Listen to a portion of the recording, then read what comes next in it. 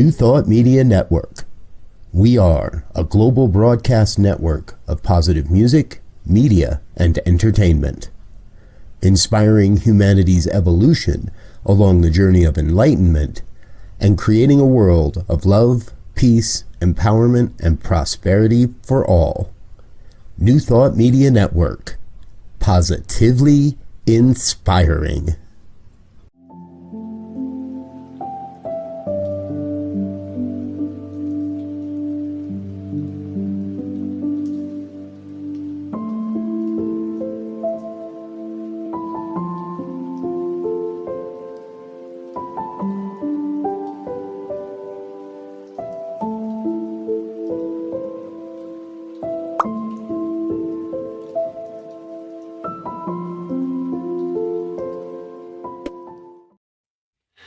Welcome to the Practical Prayer Podcast pre-show on the New Thought Media Network. Yeah, it's Carol over there. I'm Bill over here, and we are about to record the final episode of the Practical Prayer Podcast. Carol's saying, what do you mean the last episode? You're going to stop? Oh, stop the Practical Prayer Podcast. Something else is coming next. It's definitely going to, but I have no idea what that's going to be. But it does give me the opportunity to remind the folks who are watching today on New Thought Media Network that you can put a comment into the chat, into your social media comments, and we get to respond to it in real time. Last chance to do that. And if you are watching the recordings, this will be on forever. Go to the website, bethelight.com, be-the-light.com, as it's showing over there. And there's a section on practical prayer, and you can make a comment through the website at any point, and you'll definitely hear back some sort of a response from that.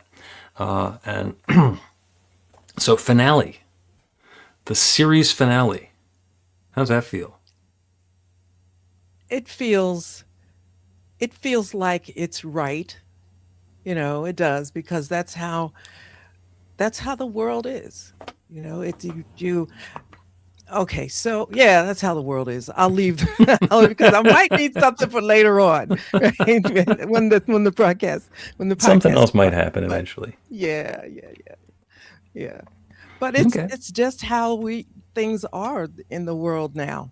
Things they don't go on forever. You know, I remember when I was really young and I would watch the weekly shows with my dad. He loved the Western shows, and that's a fond memory of mine. But they never ended. They just ran for years and years and years. The only time the show ended is when the star died. That's it. Yeah, well, that's not happening this time. No, but that's not a bad thing. But that's how it was back then. You know, right. we don't function that way anymore. We go with, whatever. It's just different. Yeah. All right.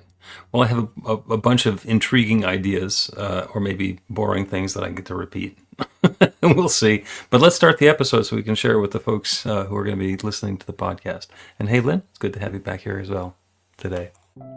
A practical prayer is a prayer that works. These discussions between Reverend Bill Marchiony and Carol Lawrence dive into the details of how it works and how to work it. Reverend Bill is a New Thought minister and the author of Practical Prayer for Real Results. Your new life begins with a new thought. Carol Lawrence is on a spiritual quest, finding the New Thought teaching after decades on the pulpit in 3 different traditional denominations. I've got some questions. Together, they're exploring the philosophy and activities that come together from many of the world's religions to create the practical spirituality that is New Thought.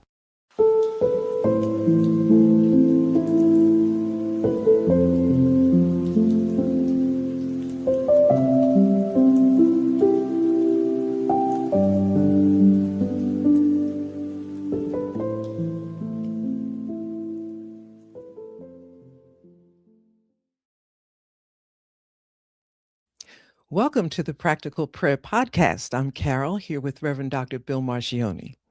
We're here celebrating the final conversation in the Practical Prayer Podcast series. We seem to have run our course, and we'll talk a little bit more about that, but this is episode number 228, and if we're counting in 12-week seasons, this is the end of season 19. And as I mentioned last week in the penultimate, or next to last episode, We started this 4.5 years ago, and Carol and I met, I think, in the summer of 2020. So this has been going for a while. And the interesting thing is, yeah, we can continue telling the story, but the storytellers have changed, and our understanding of the story has changed.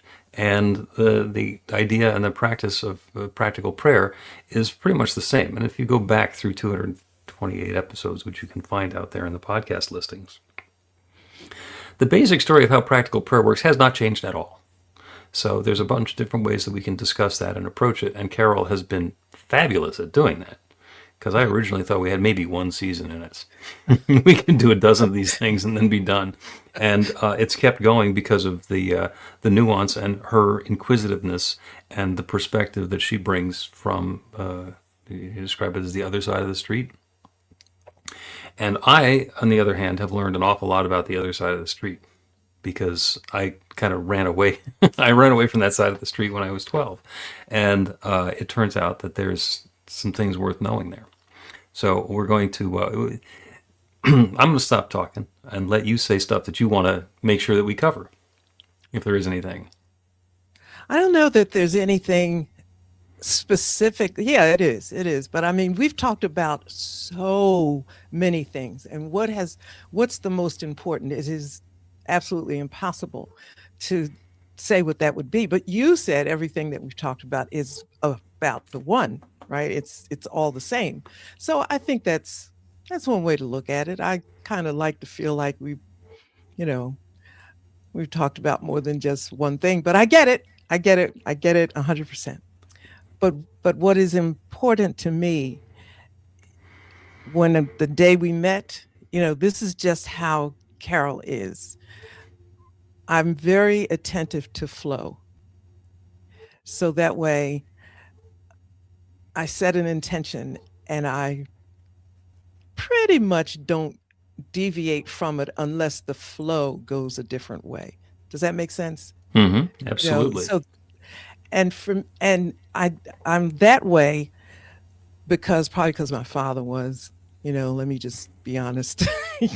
But if you set your intention, I'm very conscious of being in divine alignment. And it doesn't mean that things won't change. I'm sensitive to change, like flow, like, okay, you go this way, you feel like you go this way, and you can put up resistance, which I'm quite good at, during my life. Yeah. but because you talked about, being a control freak and all that. I caught that last week. Mm-hmm. But the idea is when it's time to flow, if the stream takes a different direction, then go with that, because that's where the bigger space is, the opportunity to learn and change and try new things and all of that. So if you're rigid and you don't, then you miss out on one of the things that really lights me up, was the infinite possibilities. Mm-hmm. Because on the side of the street where I came from, there are not infinite possibilities. There are set possibilities with life and gender and all of that kind of business. But in New Thought and spirituality, there is none of that. And I find that extraordinarily attractive, as well as, being sensitive to what the Buddha teaches and all of that, because I love comparative religion. It's like flow and non-resistance and non-doing. And that is such an amazing place to be, because that's where the blessings just go wild in that space. It's and let me context it, then I'll stop. I remember when we met, I was on Facebook, and my mind was on, I have gone as far as I could go without a teacher. So I was studying spirituality and reading, and everybody knows all of that. And I just, and I'm relentless when it comes to self-learning, but I just felt like I couldn't go any further. And that day you were on, an ad came up, Mm-hmm. and it was you. And I thought, well, this is crazy, because here's an ad talking about teaching and opportunity for learning. exactly what I was just thinking. So I called you, and this is the big deal. I called you and you answered the phone. Who Who answers the phone these days? Nobody answered. So I'm fully prepared to leave my well thought out voicemail. And you said hello, and I'm thinking, well, what do I do now? I'm not Uh-oh. What's this about? so, yeah, expecting somebody. So I knew exactly what I wanted and had spoken to spirit about it. And so when you showed up, it was simply, this is the response to what you asked for. So it's very easy for me to stay in alignment when something like that happens. I don't have to think about it, you know? I don't have Mhm. to debate it along the way. This is what spirit has given you. Now, if you stay focused, you'll get it. And I'm good at staying focused. You are So good at there staying we go. focused. And one of the things that I've noticed over the episodes, over these many moons together, is you'd kind of gotten as far as you could go in your self study, and you needed somebody to interact with, and I became the guy to interact with, and I have spent 228 episodes and a bunch of time before that giving you the same answer to all of the questions. I mean, there's only about 4 answers that I think that I can come up with, and I'll go through them before we get to the end of the episode. And I think what's happened is you've taken that perspective back to the Ascended Masters, and it lets you look at what they're talking about in that context. It's like, oh, okay, yeah. There's a lot of different ways to say this, but we're saying the same 4 or 5 things in different ways all the time, and Mhm. it takes the whole thing up a notch. So, in a business lifetime before, there was a business owner who watched out for things to become redundant or irrelevant. And when he noticed something in his business that was either redundant or irrelevant, it was time to make a change. Mhm. And that, to me, is what's going on. Is we have said this from enough different directions that we're at the risk of becoming redundant. So yeah, we can talk about this again some more and some more, then that would be fine.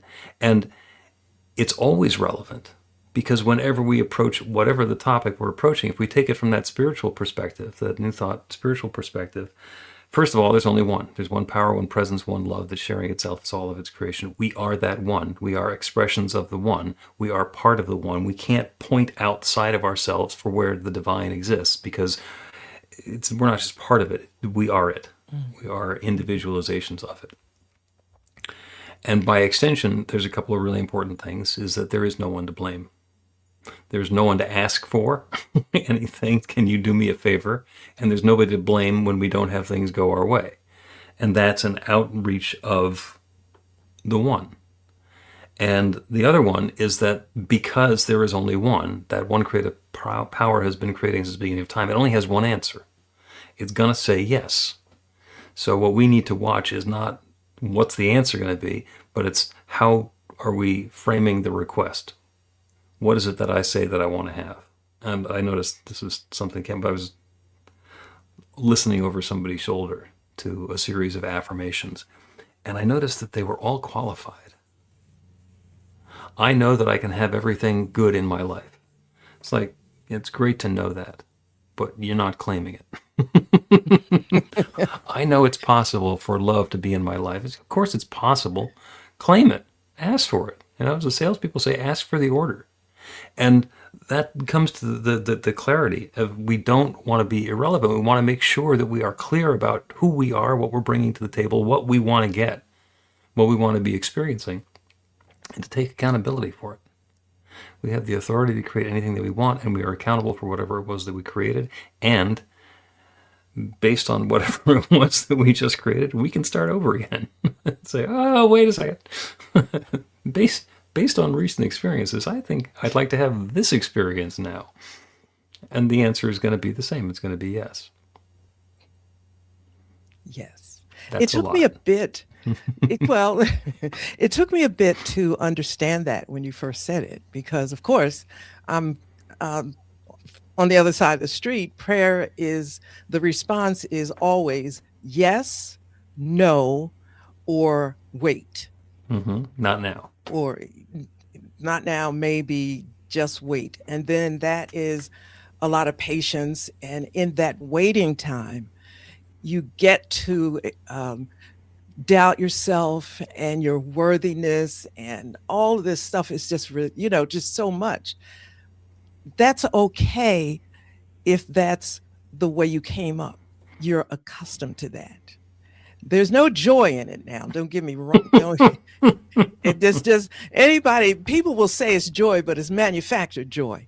Because when you want something, you desire something, you do not want to hear no, and you certainly don't want to hear wait. And so if you're waiting, it just leaves room for a whole lot, which is a whole nother thing. But when you said everything is yes, I'm thinking, now wait a minute. What? But the more I studied and read and listened to you, I understand what that means.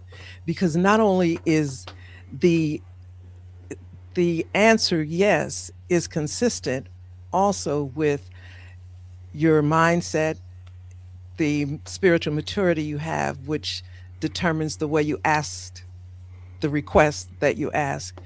It's a whole thing, it's not just the answer is yes, because you want to make sure you get the yes to the right request. Yep. You request the wrong stupid thing, not knowing, and you get a yes, and then you got to live with those consequences. So for me, who peels back the layer of the onion until there's nothing left, it's knowing, it's reframing the request to be consistent with a few things. And that would take me forever, but yeah, that's it. Yeah, and on behalf of the people who are listening to this, to just put a concrete example on what Carol is talking about, it's there's somebody who's looking for a new job, whether they have a job now or they don't have a job and they want to have whatever. I'm looking for a job. And you go and you find that there's this job and you interview with the people and you decide that's the job that I want to have. And it's like insistent and focused, and that's the job that I want to have. And I want to have that job now. And that's my intention, is to have that job. And are able to ignore all of the warning signs that the interview went badly, that the boss seems to treat the other employees like a jerk, that it doesn't really pay as much as we'd like it to. The hours are not quite as convenient as we want. But when we get ourselves locked into that's the job that I want, the universe is going to say yes and give us the job that we say that we want, even if it's not the experience that we want. I have been in the situation where I got a job that I thought I wanted because it was the best that I could have at the time. And when I got fired 6 weeks later, it was like, thank God. Thank God this is over. I can move back home. I can start over again, because this was just horrible from beginning to end. And it's not like we're being punished. We are being rewarded. If we set, and as I did, I set the idea in motion. This is what I want to have happen. And I got it.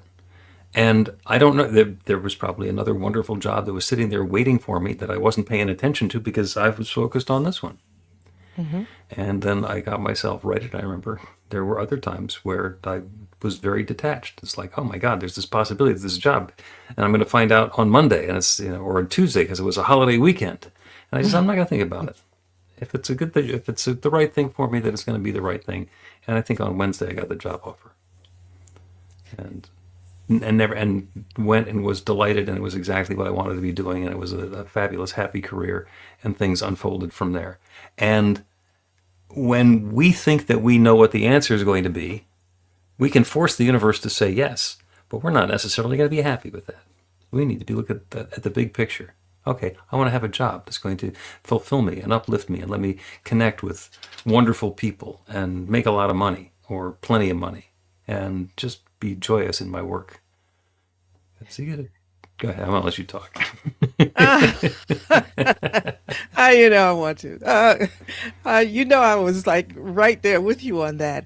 There's a part that can make that easier or not.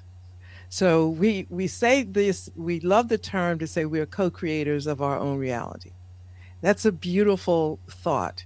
It's quite poetic, and it makes us feel very it puts us in a position of feeling empowered in some ways. But we're co-creators with God or Mm-hmm. with the universe of our own reality. So once you accept the part that you don't have it all, you don't have to ask for something and wait for it, and hope that it happens Friday because you got the whole weekend. If I'm a I'm a co-creator, then that means that I have a partner that has a perspective as well. If we just look at it from that idea, so allowing the partner or inviting the partners input and say, okay, that's pretty good, but that takes a level of spiritual maturity. And I think that I like to talk about things like that so that you don't skip over it and think this is all magic. Mm-hmm. It's it's a level of spiritual maturity that doesn't always come easy. You accept it, okay, because I have a good idea. I'm a planner, Mm-hmm. and I'm not as bad as I was now, but I would say things to God like this: Look, I know you're busy. I've thought this through. I think it's going to work. If you could just, if you have a problem, let me know. But this is great. So I'm not necessarily inviting God's interest or participation as much as the rubber stamp on my good idea. Mm-hmm. But then as you grow and you understand your relationship of oneness, okay, so you can go on with your good idea without the divine direction or spark or influence or whatever you want to call it. That's not very bright. And so that's why you end up, or we or others end up with, yeah, you got what you wanted, but it isn't what it wasn't the best and highest good.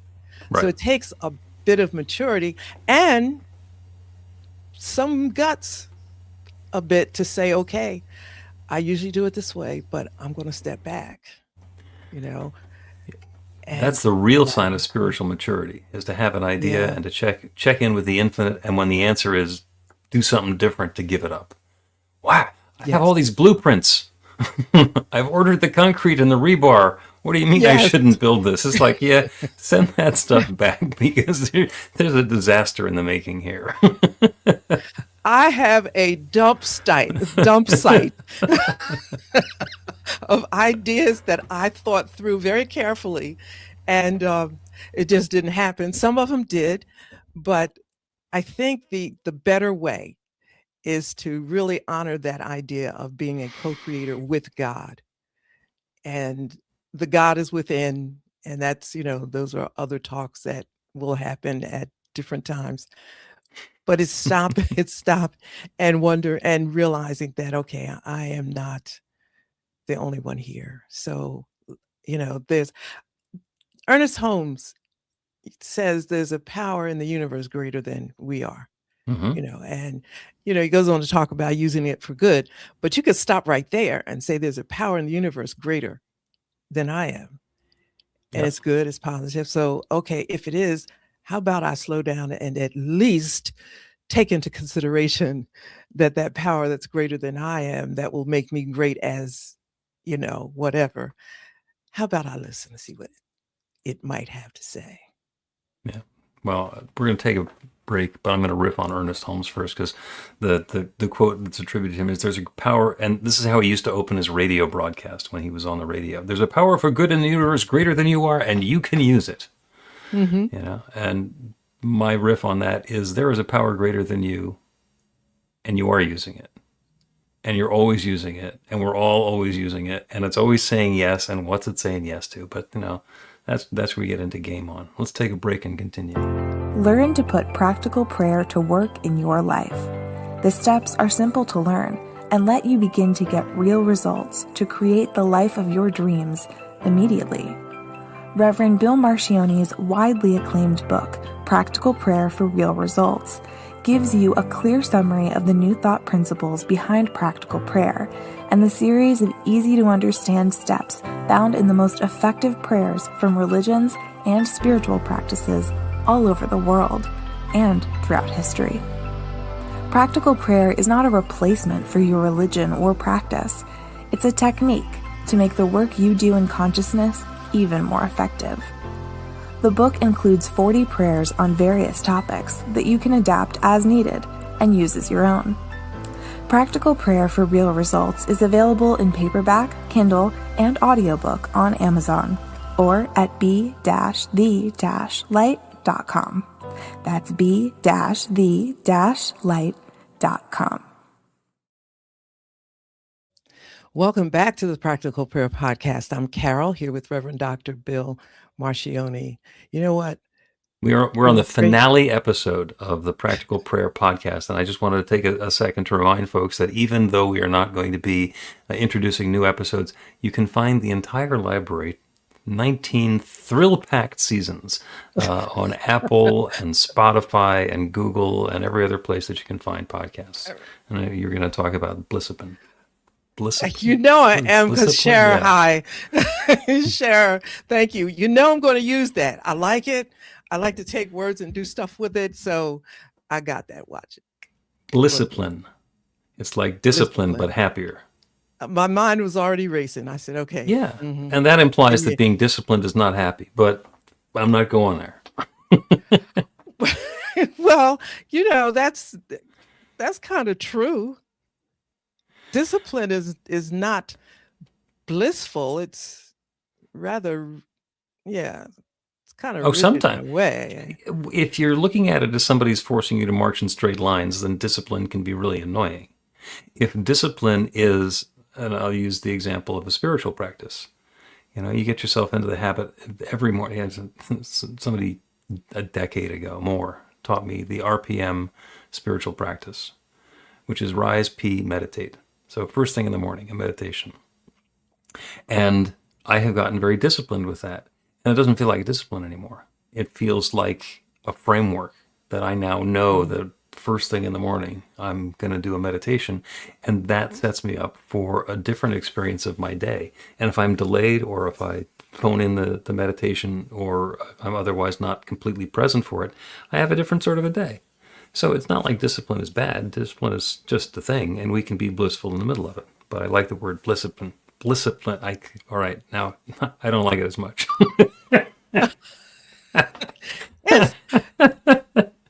Discipline. I love it because I need it.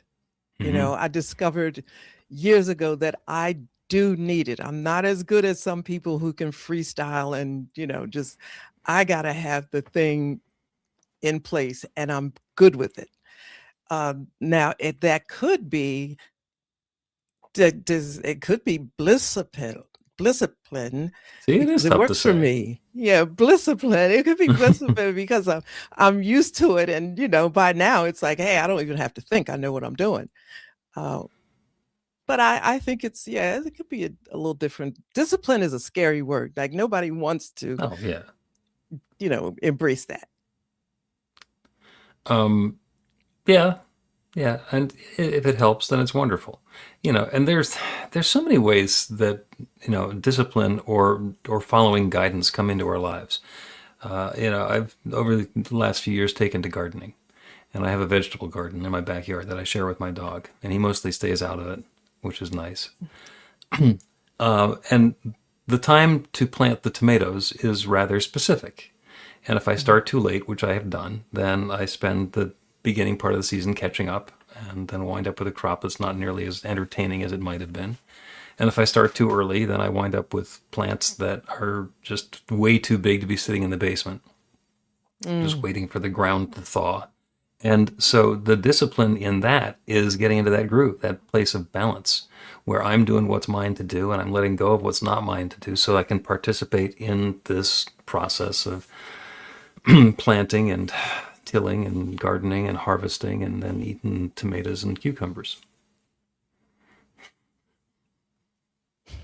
So it pays off that way, It can, and it gets a bad rap because discipline. You have to plant the tomato seeds in your basement in the second week in March in order to have them ready by the time it's warm in May. It's like, well, is that discipline or is that just understanding how I'm going to achieve the experience that I want.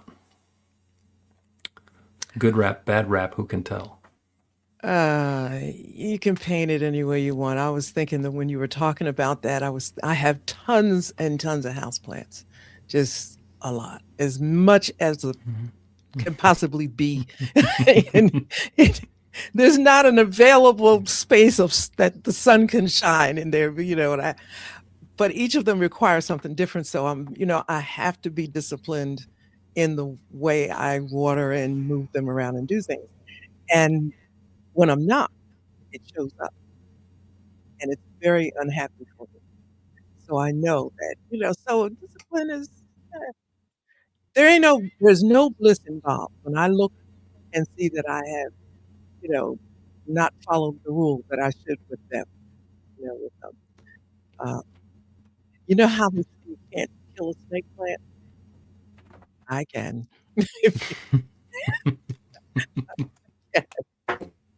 And it has to do with discipline, so it's a good thing, really. It's a good thing. Like, I Okay. try to make sure I'm not emotionally involved with it. Just do it. Yeah. Works. Yeah. And so much of that is from our perspective and our judgment. If I look at it, and if you look at the situation that you're in, you want your houseplants to be where they are. The reason that they're there is because you like them. I mean, it's not like somebody's punishing you by bringing you houseplants and saying you must take care of them. So there's a certain amount of joy and uplift and delight that's coming from the houseplants, and in order to experience that, there are things that you get to bring to it, and that's the discipline. And built into the reward and punishment, the reward is there. You do what you're going to do, and you get to have your houseplants, and they look at you like they're happy. And if you forget to water them, or you forget to open the curtains, or you otherwise are not attentive to what you wanted to be attentive to, then the plants complain by wilting and turning brown and doing those other things that do not make you happy. And that's the law at work. That is the same creative law that creates everything. If we put ourselves in a position where where what we're asking for the law to do for us is different than what we want to have happen, then it's gonna create what's the law is going to create rather than what we want. And when we can blame the law, but it doesn't work, it doesn't help. So it's about being in alignment with that creative power. And that's a little. I think that I wish that all the babies that come in the world could come into the world with a spirituality understanding, maybe New Thought or some of the other beautiful religions around the world that kind of share that freedom rather than a closed system, because unlearning is extremely difficult and extremely painful. And that's where a lot of my work actually comes from, because there's religious trauma is huge. It's huge and it's devastating and it's awful. And you can trace the root right back to when you're a little teeny kid. And I know it comes down through generations, but when you bring a child into the world, they don't have a choice in what to believe. They're told. And then you put all this stuff on, and it may not be good. It may not work. And then the child has to unravel it. And people spend their whole life struggling with that and trying to get out. And it just countless hurtful experiences that people have because of that. So it's about, I think discipline comes in with the discipline of freedom. I'm going to be intentional about allowing this kind of information to children. That's why I wish they could, but I mean, that's just a random wish. Nobody's going to pay attention to me. You never know, but Yeah, I don't know, but maybe not today. no, not today. But I think that, this is slightly, I want to get this in so that it goes out to everybody. I think that New Thought is just phenomenally beautiful. I just do. Even the parts that are difficult to readjust to, it's worth taking the time to do it, because there's a freedom there that allows you to embrace what really blew my mind, infinite possibilities. That is never something you should ever have let me find out, because because I'll look at something. I'm naturally curious anyway, but I'll look at something and say, okay, wait a minute. If there's infinite possibilities, let me see if there's some other better way or more productive way or whatever that this could be done. And that lights me up. But when you put people in a box, they miss all that. They miss it. And I wish that for everybody going forward, to just embrace the idea that there are infinite possibilities, and the answer is always yes. Amen. Buddha said, I come pointing to the moon. Do not mistake my finger for the moon. And the same is true of all of the spiritual practices, all of the religions, is that they all have an avatar or a saint or a sage or a prophet who comes pointing at the moon and says, look at the moon. And unfortunately, people tend to say, oh, look, the avatar has got everything going on. Let's follow the avatar. And it's like, no, that's not what I meant. That's not what I meant. A friend of mine says that spirituality is an intimate relationship with the divine, and religion is crowd control. That's about accurate. And they all have something. They all have something going on. But I think the biggest thing, and there are spiritual practices that do this. It points back to you.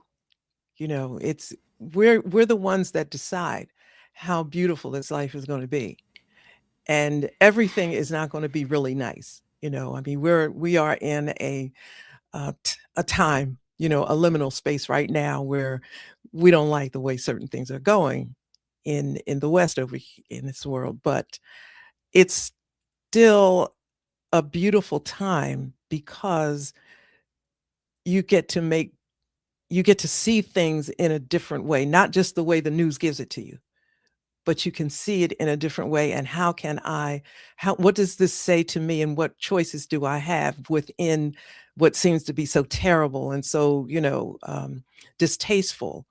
How can I use this? And what's the message coming to me through this? And that's the kind of freedom and flow that I think is so beautiful in New Thought and related spiritual practices, where you don't have to get stuck by this is bad and this is what it says. Okay, it's bad. Cool. I get it. But, this is a part of my growth. And when I come out of this, I'm going to be way better and smarter than I was before, because everything changes, and if it does, I want to change with it. And I want to be conscious of it and active and flowing in the change, whatever it may be. Beautiful. I don't know what it is, but I'll figure out when I get there. Yeah, that's what we do. Let's take another break and then do the finale prayer in the Practical Prayer Podcast. No pressure there, huh? Get inspiration in an instant. God calls are the gentle and uplifting moment of truth to help you remember that the bright light of God's love is shining right now as you. It's your God Call with Reverend Bill. Start your 2-week free trial today, and you'll get a phone call 4 times a week from Reverend Bill with an uplifting half-minute message filled with insight, wisdom, story, and fun. Let your light shine. You can answer the call to listen to it live or let it go to voicemail so you can hear it later. After the free trial, your subscription is just $5.95 a month. The details are at godcall.org. God calls are disruptive, intentionally. Whenever you write something, put on a gold star. They take you away from your routine to remind you about the truth of who you really are. They come at random times between 8:15 a.m. and 6 p.m., so you won't be expecting them. And somehow, the message is exactly what you need to hear at the time. Magic is loose in the world. It's a moment of motivation in the middle of your day. Find out more and start your 2-week free trial now at godcall.org. Welcome back to the Practical Prayer Podcast. I'm Carol, here with Reverend Dr. Bill Marchiony.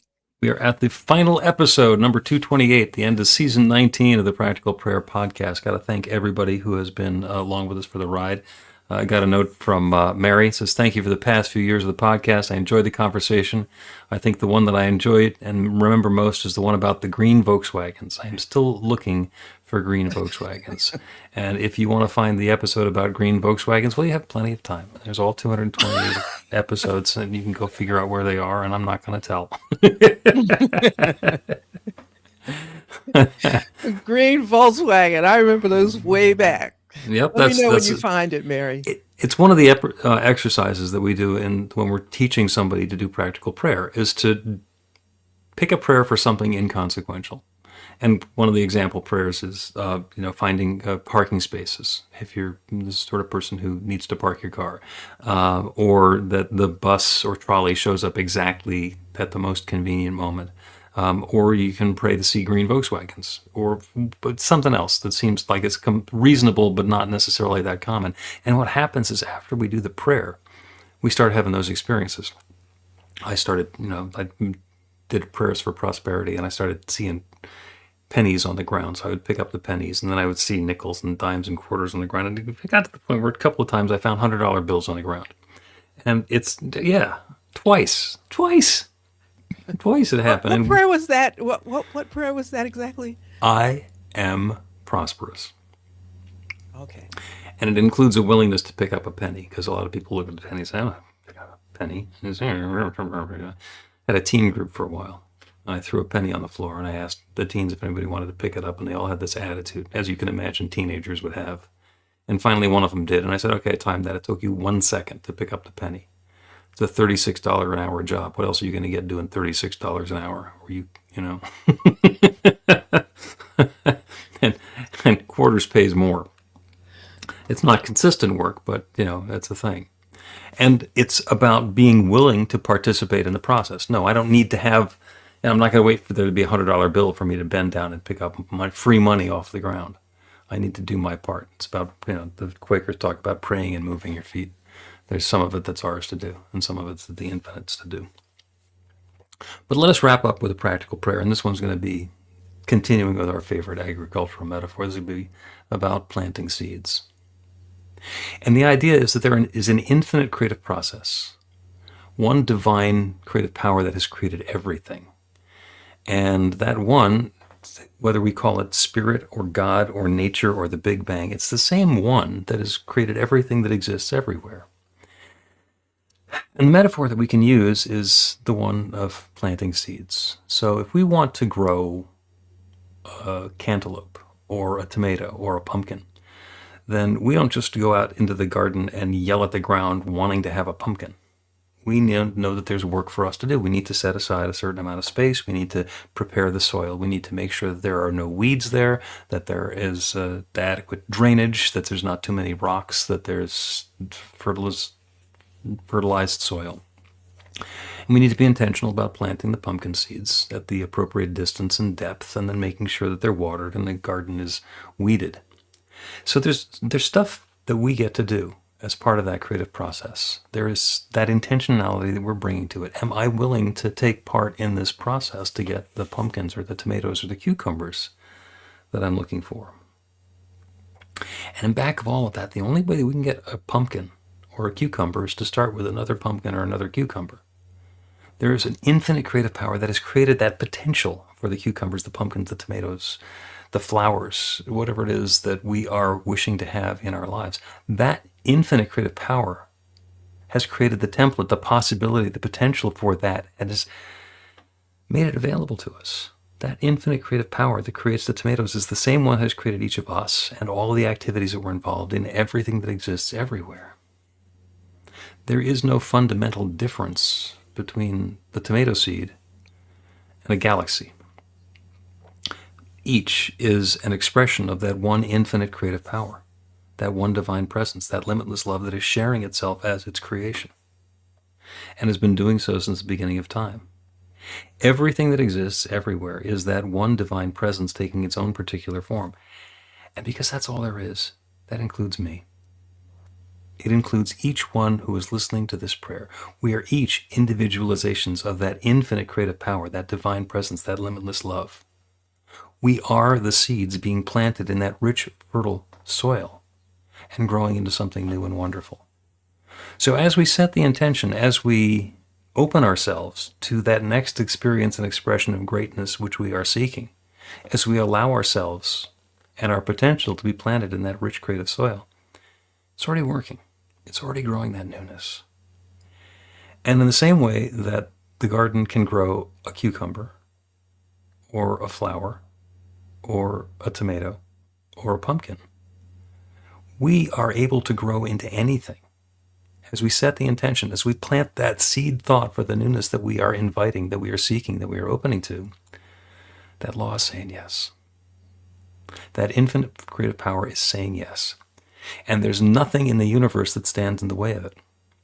As we gain clarity on that experience that we are desiring, that we are inviting, that we are seeking, that we are opening to, the answer is yes. And that creative power goes to work and begins blossoming into that goodness that we are seeking. And good is ours, pressed down and overflowing, good and more good, as much as we have the capacity for. And it's a blessing. And I'm grateful for it. I'm grateful for the good that's showing up. I'm grateful for the willingness of each one to play their part in that process. To let go of the seed thoughts that are for things that we don't desire. To let go of doubt that are going to keep us from planting those seed thoughts into that fertile soil. To let go of the hesitation and the uncertainty. To be bold and assertive and definite in our claim on the good. And to know with absolute certainty that it's already unfolding. I'm so grateful for all of this good. The deep feeling of thanks for this good that's unfolding, for this time that we've spent together, for the blessing of this Practical Prayer podcast series. I speak this word and I release it into that creative law, knowing that we are blessed, the good is underway, and so it is. The Practical Prayer Podcast with Reverend Bill Marchiony and Carol Lawrence is a production of BeTheLight.com. be-the-light.com. Where you can find more information about practical prayer for real results. Our theme is by Music of Wisdom. You can learn about the spiritual community of New Thought Philadelphia with daily guided meditations, Weekly celebrations of spirit, and Reverend Bill's classes in practical spirituality at newthoughtphilly.org.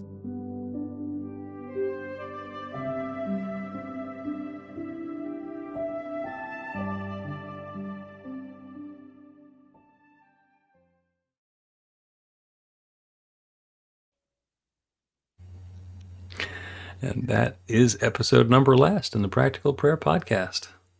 Wow. Whew. It's a lot. When you look at it like that, when you say those numbers, it doesn't feel like it's been that many, though. No, it doesn't. It's 4.5 years. Yes. 4.5 years. Yes. I remember we started, I think we had 8 episodes in the can before we started publishing them, figuring we'd have a little bit of a backlog. For the last 2 years, we've been down to, I want to take Labor Day off, and now we're going to have to find something to fill in. Yeah, I remember you said you weren't going to start until you had a certain amount in the can or something. Yeah. And I thought, Yeah. okay. And I know you don't want to just do 1 or 2. You want to have, but I just cannot believe it's been 4.5 years. That's a lot has happened in 4.5 years. And for Yes, it me, has. personally, it feels like when I think of what has happened in my world in 4.5 years, it doesn't seem like it's that long. It seems like it's just a mountain of things. How did it all? But it's great. I've Yep. got a cough. I don't. Don't you dare. Don't you dare. After 4.5 years, you can't cough on the air. Thank you so much. You can Thank do you. whatever you want. And I'm going to suggest let's muscle in from time to time on New Thought for Today, one of the other shows here on New Thought Media Network, and just check in, you and me and maybe Dr. Brzezinski, and see what's going on and what's new, and just to talk about the state of practical prayer and New Thought and where your evolution has taken it, because Oh, you that are would in be a wonderful. you are in a completely different space than you were in when I first met you. And I remember very clearly when you called, I was actually at a funeral. And it was in the height of the pandemic, and it was one of the few times that I'd been like far away from the house. And I was 45 minutes away at the funeral of the family member of a dear friend. And I talked to you the whole way home. So 45 minutes in the car. Well, you know what? Now, this is the first time you ever told me that. I didn't know you were at a funeral. Yep. But let me say this. I remember my headspace and heart space like yesterday. I remember being not at the end of my rope. Some might describe it that I wasn't that way. I just knew that there was more, and I Yep. couldn't figure out what door do you open. I wasn't even sure where the door was. But when you showed up and you started talking about what your school offered and so forth, I said, that's it. That's the door I'm supposed to go through. I wasn't wondering and thinking about what do I do with my life. I knew that I had crazy ideas with nothing. I knew that it would just be no way I could do it where I was. That was just completely crazy. But it's like spirit say, okay, all right, you think you got something? Here, there you go. Here comes Bill Marchiony. See, check this, and it's been just infinite possibilities. I don't know how else to say it. And Yeah. somebody asked me, how come I'm always high energy? And I said, because I wake up 5 o'clock every morning and I am crazy excited because it's a chance I woke up again to do what I wanted to do and maybe a little bit more Yep. every single day. Would you love But to I do? didn't but I didn't feel that, before New Thought. I didn't because I was in a box, Mm-hmm. like an iron box, not even cardboard. An iron box. Yep. Yeah, And yeah. and as I'm thinking about this, the ad that I ran on Facebook, and I've run maybe 5 ads on Facebook ever, and that one was specifically for a religious science practitioner class that I was going to be teaching, and it was going to be all on Zoom. And it was the first time that I'd ever done one that wasn't going to be in person. It was because one of my nearby, I'm in Philadelphia, they were in Wilmington, Delaware, a spiritual community that needed somebody to teach their students the class. Mhm. So I worked it out with Angelo Pizzello, who was the head of the Emerson Institute, which is our credentialing body for the educational arm of what I do, to work out how that could work and what that was going to look like. And he was very reassuring. Yes, this is the sort of thing that can work, and here's how you can do it. And he was a great sounding board for making that happen. And then this number of years later, those students have graduated. They've become religious science practitioners. Starting year 2 of another class. Actually, we just finished the first term of year 2 of another practitioner class. Along the way, I find myself being the president of the board of trustees of the Emerson Institute. So it's like, oh, something's growing here. So both of us heading in an interesting direction and being able to dive into to what's being offered up and make the most of it. So yeah, I had no idea that's what that ad meant either. Yeah. And I think it's willing to, we started out talking about co-creator and allowing and recognizing that higher power for good and all of that. And just think of what you close yourself off from when you just don't think that little thought. It's not a big thought. It turns Mhm. into a big thing. Just sometimes it's just a moment, because I looked on Facebook and it never was very productive in terms of what the ads. So that one day, I'm looking and here's an ad, and I never saw anything like that before. But doesn't that make sense? Because I was asking for something that I had couldn't find. Yep. And I knew it had to be there. And then Yeah. there it was. And God said, well, I don't usually use Facebook ads, but Yeah. give it a shot. Listen, Carol's down there talking. She's over there. She's in there, wherever you think God is. She'll probably be on Facebook today. So let me just, let me just throw it in there on Facebook. Yeah, And there you go. yeah.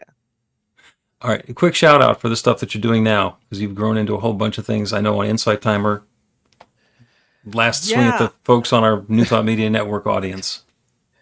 Oh, well, okay. So Insight Timer started September 30th, 2024. And since then, I'll just say real quick, Mary can give me a better count, but I know I crossed 410 lives. I've passed 410 lives there. And the first one I did, I had no clue what I was doing except for hit the button and see what happens. But I will say this. When you step out and be willing to receive whatever spirit has, I think an openness, not being afraid and just seeing what happens. I never in my life thought about a community online, just never did.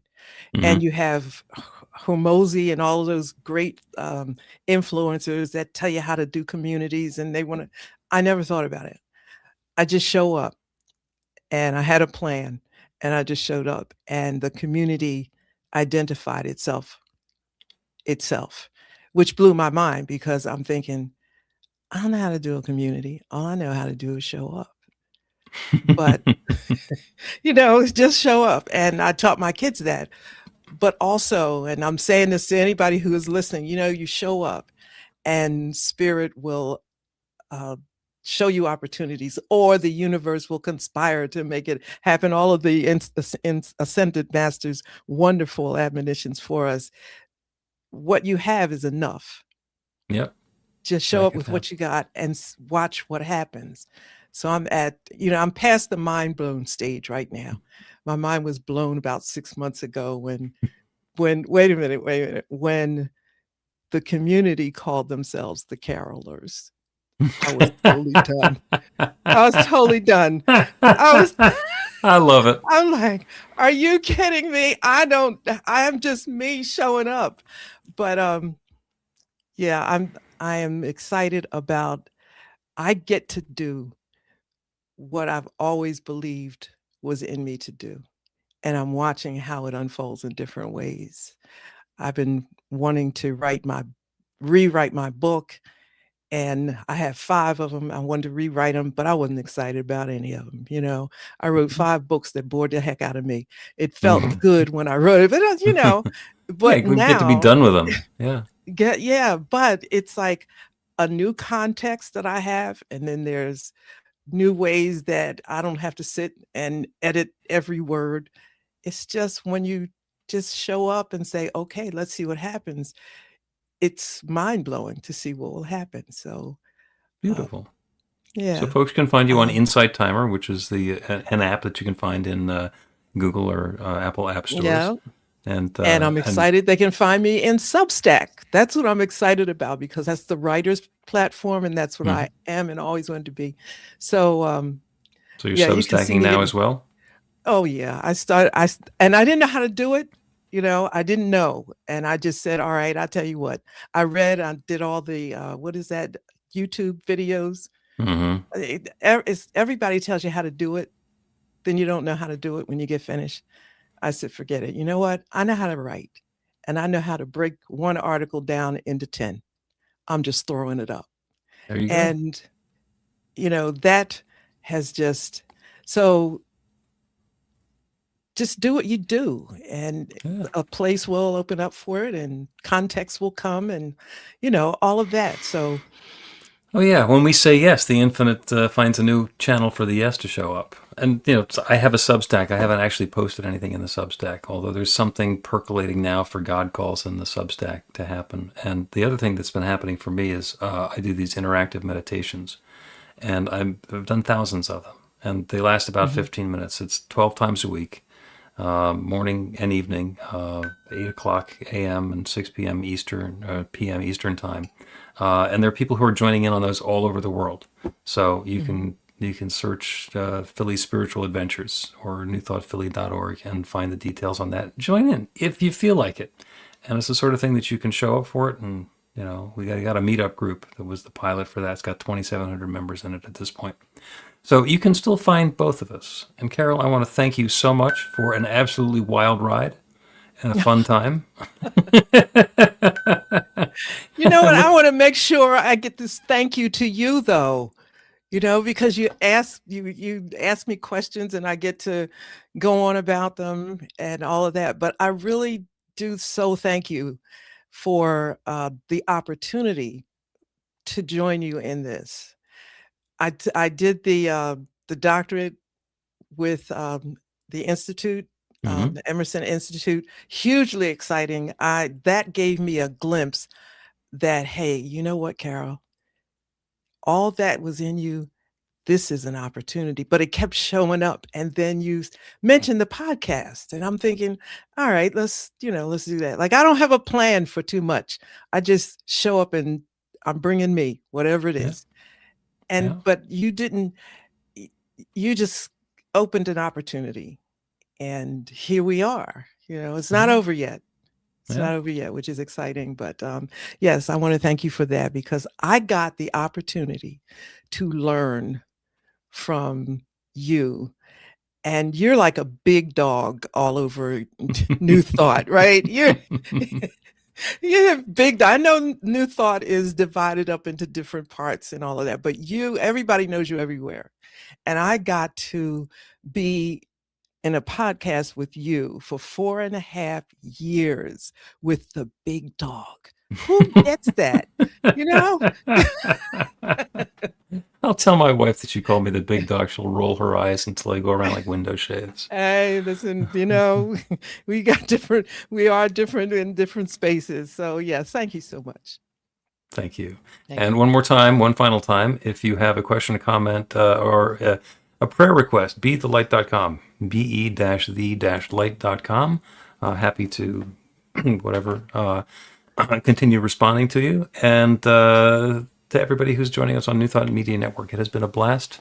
Thanks for the ride. Please help us say thank you to our organizational sponsors, including the Hefferland Foundation, Affiliated New Thought Network, International New Thought Alliance, Science of Mind Archives and Library Foundation, Center for Spiritual Living Denver, Center for Spiritual Living Midtown, New Thought Philadelphia, Planned Happiness Institute, Summit Center for Spiritual Living, One Heart Retreats, Center for Spiritual Living on the Lake, Unity Kitchener, Unity Spiritual Center Ottawa, Om Center for Spiritual Living, Satya Center, Begin Within Ministries, Center for Spiritual Living North Jersey, Unity of Savannah,